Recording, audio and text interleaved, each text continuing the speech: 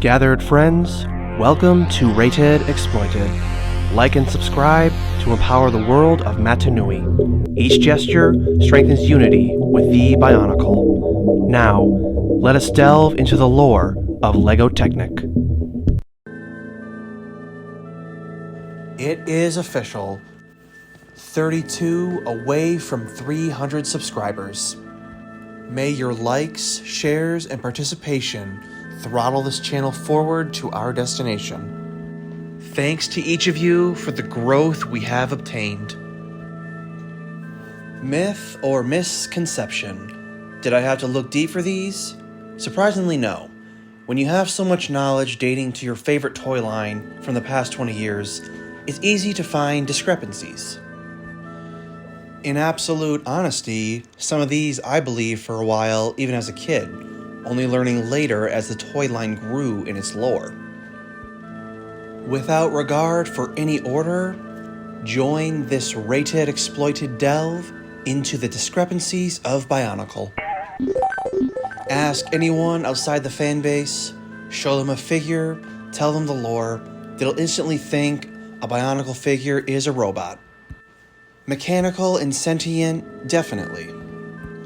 But with vital, life-giving organs and a soul to contain. They live and function comparable to any organic life form.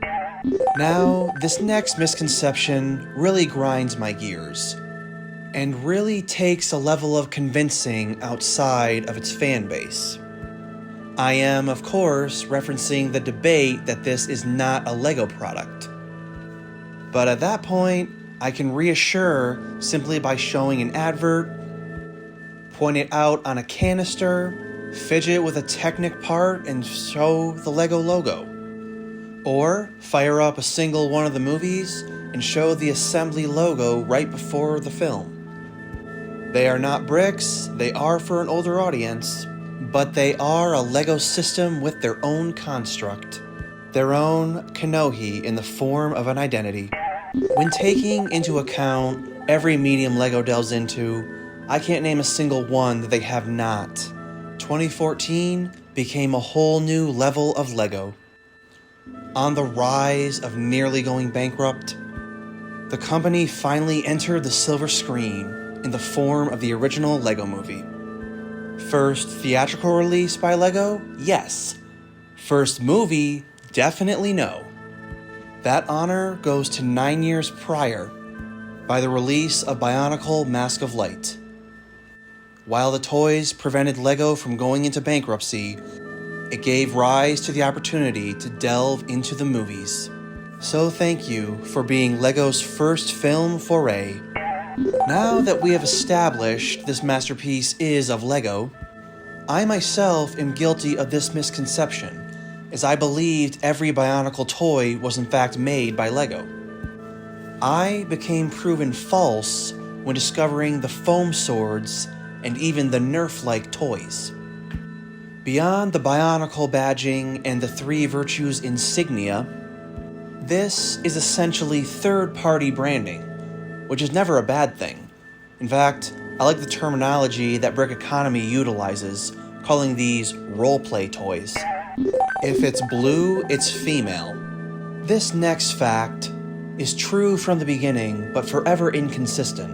In fact, we had no true answer until we delved into the lore later on. This reigns true for many of the good-aligned characters. Galak, Galak Kal, and Gurok, specifically, are genderless.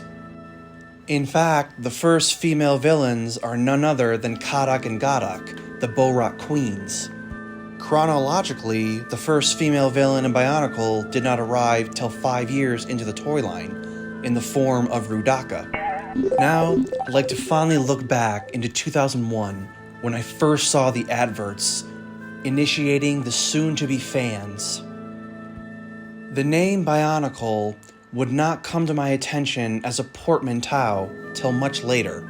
But, like many other fans, it is not a combination of biological and mechanical. The truth is, it's a combination of biological and chronicle. So, as Christian Faber envisioned the chronology of the body, this is where the words became one. A name forever synonymous with an epic saga. Now comes the opportunity to debate and dispute a simple discrepancy for proving wrong. Technic is not compatible with the Lego brick. Wrong. The compatible parts are required, but yes, Lego has reduced these as long as I can remember. It's a challenge, but it breeds more creativity when making incredible, custom fan-made figures. But yes, Lego cross-manufactured, cross-compatible pieces to merge the ball joint with the brick. You could have asked me 20 years ago, you could have asked me 6 months ago, and I would have had the same answer. The misconception that Throwbots and Bionicle were the very first Build-A-Figure. Essentially the first assembly-centered action figure. My research proves me wrong, as we can probably date this back to Mr. Potato Head. During the same year as Throwbots in 1999, even McDonald's had the Inspector Gadget assembly figure. But I am convinced Lego popularized the idea with Bionicle in 2001. Build-A-Figure made its way into Marvel toys even to this day. But thank you, Lego, for applying your building system to that of articulate action figures. In my penultimate focus for the video, this has been a sort of false advertising for the greater good. This proves prominent in the early years of Bionicle. Check out the dynamic pose of the original Toa, the Toa Nuva in their action release 1 year later. Check out the bow rock striking in every direction. Make eye contact with the noble Turaga, looking afar with a lineage of knowledge. Crack open the canister, sort the parts, assemble. No, your figure cannot imitate what's advertised on the box. The poses, the articulation are not possible with a standard figure. The Toa didn't even have ball-jointed necks till 2004. But optimistically, I can safely say by the end of the line, we had fully articulate action figures. In the finale of this video topic, I want to focus on something I truly believed, but could not be confirmed before I made in-depth research. I thought to myself, maybe Bionicle was just below that of mainstream. Perhaps it's only appreciated by the fans. But did it not make notoriety outside those who love it? My point being, is any aspect of Bionicle award-worthy? Did it ever receive at least a nomination of any sort? The answer, yes. First notable reward is of the Toy Association, as it garnered the 2001 Boy Toy of the Year. 2 years later, Mask of Light was awarded Best Sound Editing in Direct Video. Saturn Awards also appointed Mask of Light as the top direct-to-DVD film of 2004. In every regard to the magnitude of Bionicle, when I recall everything Lego put into the toy line, everything received by the fan side, there is a mantle that it solely claims. The one appreciated by even those who can't define Technic as a Lego product.